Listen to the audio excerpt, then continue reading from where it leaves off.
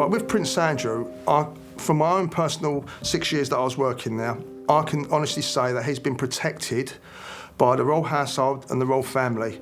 He's never had to answer for anything. He's never been told he's done anything wrong. He's never been held to account on anything.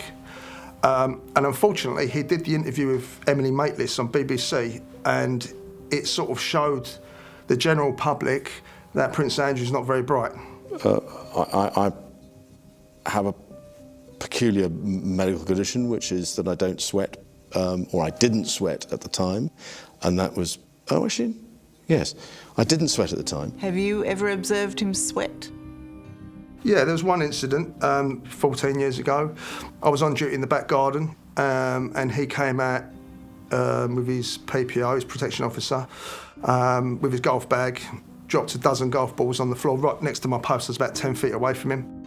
I started whacking the golf balls towards the lake. There's a big lake at the back of Buckingham Palace.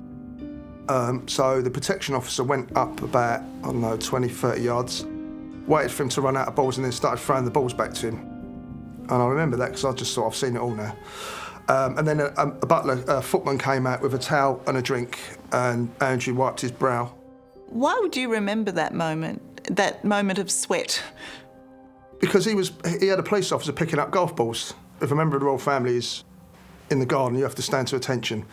And obviously I was observing, and I just couldn't believe that a police officer was acting as a ball boy. So obviously that stuck in my mind.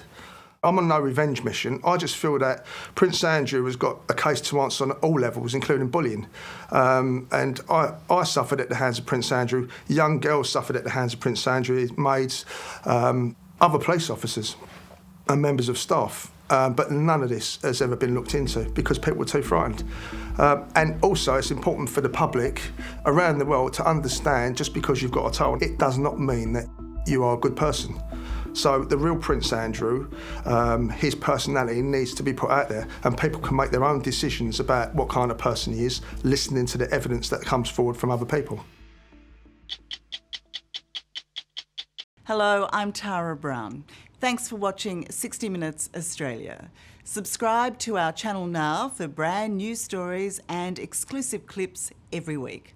And don't miss out on our extra minutes, segments and full episodes of 60 Minutes on 9now.com.au and the 9Now app.